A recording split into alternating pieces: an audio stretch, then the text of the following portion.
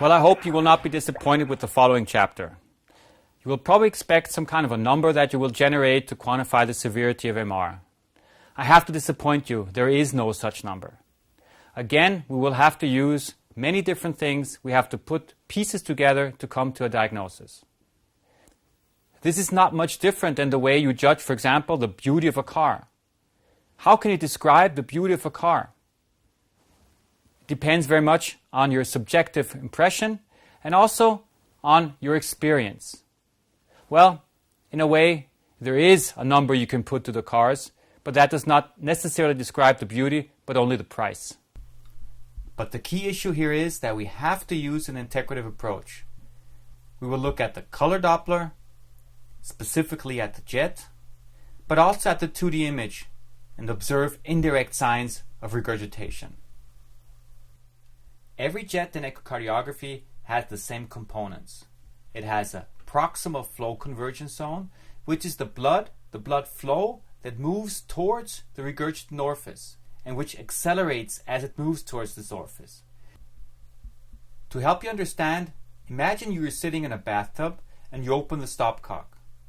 What will you see? You will see turbulent flow which moves towards the opening, towards the sewage. You will have concentric shells which accelerate the closer they get. This is the flow convergence zone. Back to our jet. The next component we have the vena contracta, which is exactly the blood flow or the width of the blood flow as it passes through the regurgitant orifice. And then we have the jet itself, which has different components again. We can define the length of the jet, the width of the jet, and also, of course, the area. Up front, when you quantify regurgitation, look at the proximal portion of the jet, in other words, the flow convergence and the vena contracta. The remaining part of the jet is important, yes, but not as important as the proximal portions. How does the jet look in echocardiography? This is a still frame where you can nicely see all the components I just described. The proximal flow convergence zone, the vena contracta, and the jet body, where we could actually measure the width, the area, and the length. Not really in this case. Why? Because we have a curved jet. What is very important is you can nicely delineate the flow convergence zone because we have aliasing here. And because we know at which velocity aliasing occurs, we also know which velocity we have right here at the outer shell. This will be important when we talk about other methods to quantify mitral regurgitation. Something else that is important, the body of the jet and the area of the jet often does not correlate with the severity of regurgitation, especially in the setting of asymmetric jets, or so-called wall huggers, where we have jets that blow right into the wall, here for example into the interatrial septum. There we have the so-called Coanda effect. This means that we're losing kinetic energy, momentum and velocity because the jet is directed into the wall. The jet will appear smaller than it actually should be, so we have the risk of underestimating the severity of mitral regurgitation. Again, stick to the proximal portions of the jet, the flow convergence, and the vena contracta. With all the pitfalls that are involved in measuring the jet, here are some reference values for the vena contracta. Mild, below 3 millimeters, moderate between 3 and 6.9, and severe, above 7. You can also use the jet area. Here are the reference values. You can see them in the fact sheets. I rarely use these. So here I am. First I tell you there are no numbers to quantify regurgitation, and then the next thing I do is I give you reference values. You're correct. I should stick to the visual assessment. So here are some color Doppler images so I can show you how to quantify regurgitation. Trace. You can hardly see the jet. You can't see vena contracta. You can't see flow convergence. Very small jet. Mild. You can barely see the vena contracta. You really have to play around with the transducer to get it into your field of view. very small flow convergence zone, if any. Here, moderate regurgitation. We do see that there is a fairly broad regurgitant orifice here, or vena contracta. And here, no question, this must be severe, very severe regurgitation. Take a look at these images. Don't forget, you always have to use the assessment in more than one view and practice. Some other things which are important when you assess the jet: the geometry of the regurgitant orifice.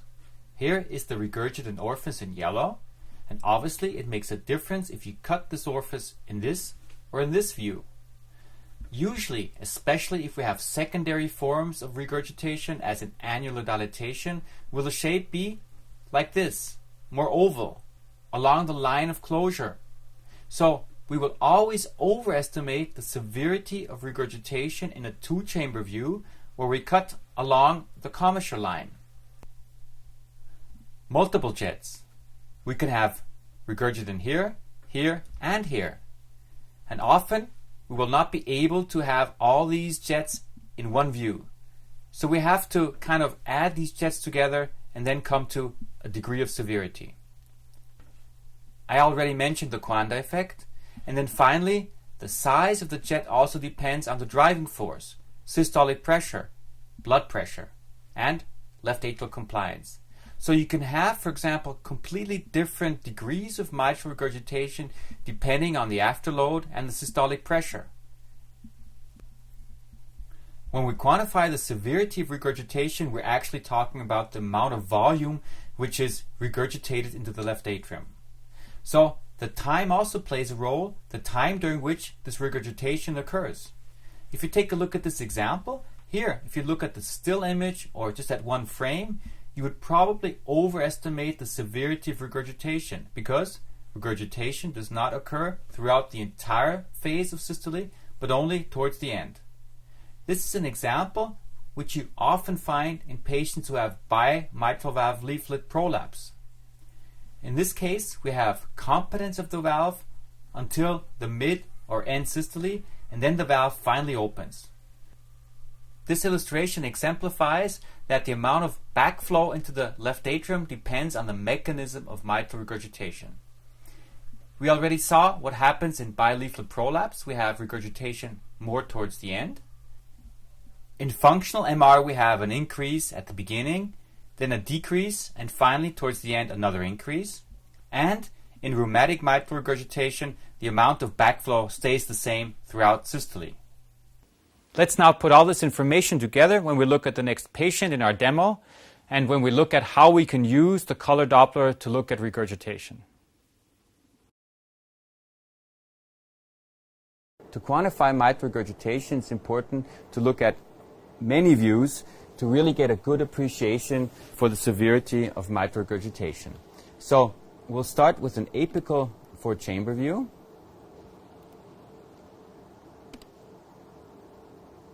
So this is the jet. It's clear that the jet is very asymmetric. It's oriented towards the interatrial septum. But what is of more interest is the proximal velocity of the jet here before the valve and the vena contracta, which is somewhere here. In this case, we can see that the vena contracta is probably, if we measure it, 0.4 or 0.5 centimeters. So this would correspond to a moderate to severe mitral regurgitation. If we just look at the jet volume or the jet area, we would probably underestimate the true severity. This is due to the Coanda effect. So from this view, you would say it is approximately moderate to severe. But let's look at the other views. This is the two-chamber view. And here, the proximal velocity area of the jet is even larger, which is due to the fact that the jet does not have a circular origin, but probably a more oval origin. So in the two-chamber view, we would probably overestimate the severity, while we would underestimate the severity in the four-chamber view. if we look at the apical view, again, eccentric jet oriented anterior, again, we have proximal velocity jet, which is fairly large, and we can also try to quantify the vena contracta, which is somewhere here.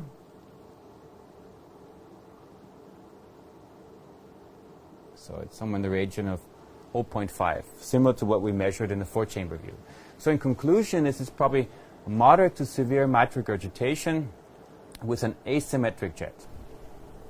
There's no question it's important to look at the jet if you want to quantify mitral regurgitation. However, don't forget about the indirect signs. Which signs do I mean? A dilated and hyperdynamic left ventricle, in other words, signs of volume overload, left atrial enlargement, and bulging of the interatrial septum towards the right. But watch out, there could also be another reason for a dilated left ventricle, for example, concomitant aortic regurgitation. Another reason for a dilated left atrium, for example, diastolic dysfunction or hypertension. And for the bulging of the interatrial septum, in other words, other causes of an increased left atrial pressure. But there are also other indirect signs of regurgitation. We'll take a look at those in the following demo. So let's see which additional features a patient with severe mitral regurgitation has. So it's clearly apparent that the left ventricle is hyperdynamic and also dilated. We measured a volume of 205 milliliters in diastolic volume. So classic volume overloaded left ventricle. The next thing we see is that the patient has a dilated left atrium. Just the length of the left atrium is somewhere in the region of 74, 75 millimeters. So probably also increased risk for atrial fibrillation. Furthermore, we can appreciate that the pulmonary veins are dilated here and here, and also that the interatrial septum bulges towards the right. This is caused by the elevated pressure of the left atrium, and also, in his case, because the jet is directed towards the interatrial septum. In addition, many patients would have pulmonary arterial hypertension. We could measure that with the tricuspid regurgitant jet. However, in his case, the signal is not adequate, so we cannot measure pulmonary pressure. In 99% of the time, you can probably grade the severity of mitral regurgitation based on the jet and the indirect signs. But to be complete, another method is frequently proposed: the retrograde flow in the pulmonic veins. How does that work? Well, the normal flow has a systolic and diastolic component, where the systolic component is larger than the diastolic component, and the retrograde portion of the diastolic flow, which correlates to the atrial contraction, is small. If mitral regurgitation increases, we have an increase of the diastolic component and also that of the retrograde flow.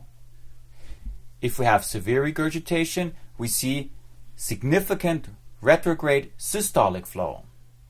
So the pulmonic signal can be used to assess the severity. However, it's fairly unreliable and it has a lot of pitfalls, and it's technically very difficult to do and time consuming.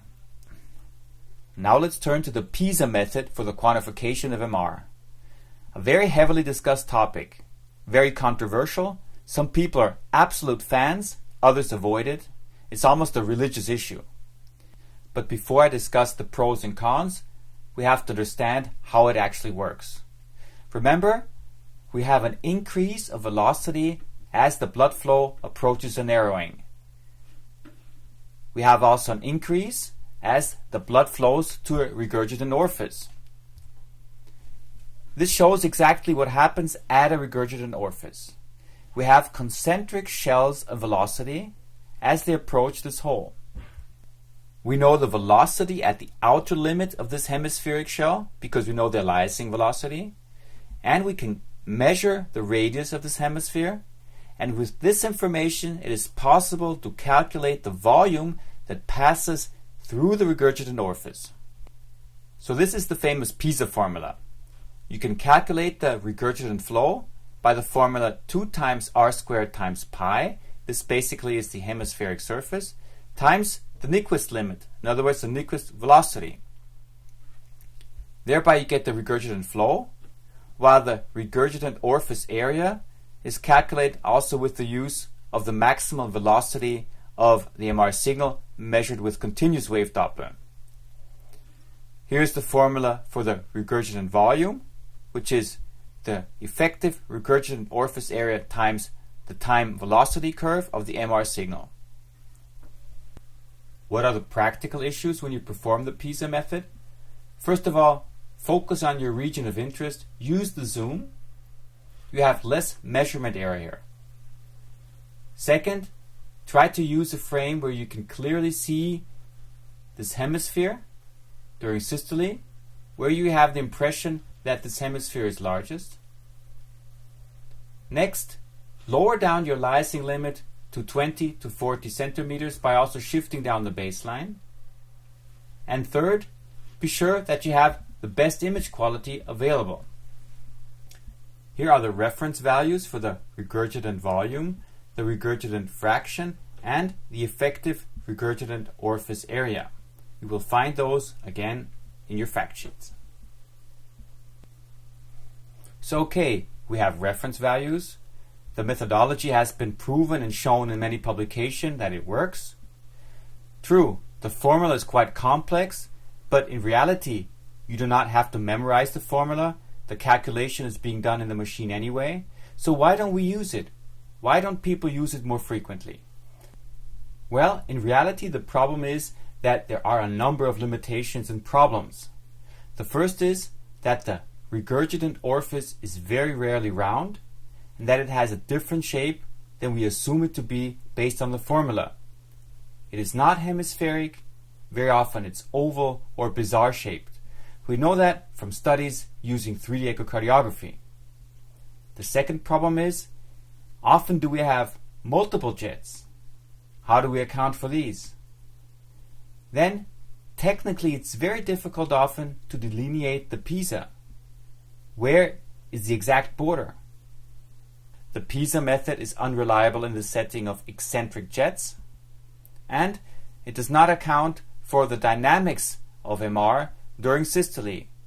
We are just measuring the volume and the flow in one frame. This list is certainly not complete, and on top, probably your ability to image the flow convergence zone is more important than all these factors together. How would I go about? Well, personally, I do not perform the PISA method in patients, maybe for scientific purposes, but not on a routine basis. So even if the theory behind the PISA method is intriguing, I personally rely more on the visual assessment of regurgitation. If I perform it, I always double check with my impression if the numbers fit to what I see. But remember, when I do the visual assessment, I also use the proximal flow convergence zone, so in reality I am also indirectly using the PISA method. Finally, the last technique I want to describe is the volumetric method. The principle is simple. We calculate the volume that goes into the ventricle, we calculate the volume that goes out of the ventricle, and the difference has to be the volume which is regurgitated into the left atrium. However, this only works if we don't have aortic regurgitation. Basically what we do is we calculate the stroke volume across the mitral valve with the help of post-wave Doppler and measurements of the orifice diameter, and the same for the LVOT, and then we calculate the difference, and that is basically the mitral regurgitant volume. Do we use it in clinical practice? Well, actually no. Again, I think in 90% of cases the color flow and the indirect signs are sufficient. For research purposes, if you're interested, yes, it is a methodology, but again, this methodology also has many limitations which I do not want to go into. All along we were talking about chronic MR. Now a few words about acute MR. How do we quantify the severity? Very simple. You look at the patient. Obviously, the patient has to have acute symptoms, otherwise it would not be acute MR. This is a very nice example. A patient who had mitral valve stenosis and who underwent mitral valve valvulopathy. The problem was that we had chordal rupture as a complication and acute severe MR. The specific problem in this situation was that the patient had mitral stenosis and therefore a small left ventricle which was specifically unadapted to the volume load. So he developed pulmonary edema and, as you can see, tachycardia. So simply by looking at the patient and by looking at the hyperdynamic left ventricle, you can usually make the diagnosis that regurgitation must be severe. Other features include the morphology of the mitral valve. If you directly see the flail leaflet or a papillary muscle rupture, then it makes the diagnosis even more easy. In this case, it was not really possible to directly visualize the problem on the valve, but with the help of color Doppler and continuous wave Doppler, everything was clear. One thing I want to point your attention to, however, is that the color Doppler is not so easy to interpret in the setting of acute MR. Why? Because we have highly turbulent flow both into the left ventricle and back into the left atrium. Often we do not have very high velocities. Why? Because the mitral valve is wide open and because we have low blood pressure. In addition, the patients usually have very high heart rate, and so it makes the interpretation of the color Doppler often very difficult. Therefore, in such a setting, it is often helpful to also use the continuous wave Doppler. What do you see? You see the typical triangular shape of the regurgitant flow, and you see fairly low velocities because the blood pressure is low. Finally, I don't want to leave you alone with all this information without telling you honestly what we do in our laboratory. Well, to tell you the truth, we don't perform very many measurements of MR. Of course, we look at the indirect signs, and we look at the jet, especially the proximal portions, but in most cases we don't even measure the vena contracta or the PISA. And as a matter of fact, if we discuss the severity of MR of patients among the people in our lab, we come to very similar conclusions. So I think visual assessment is as good as we can get. And I'll tell you a secret, many colleagues who propose the PISA method and other quantification techniques, in reality don't do it either in their laboratory. Why do I know? Well, they tell me at the bar in the evening. And still, I do believe that you should know how to use the PISA method and the other quantification techniques. Sometimes it does help. And finally, it would be perfect or wonderful if we had a number where we could really quantify the severity of MR, because I believe that would, in reality, help us to decide what we should do with the patients much, much better than we can at the moment. Maybe this is something that will come in the future.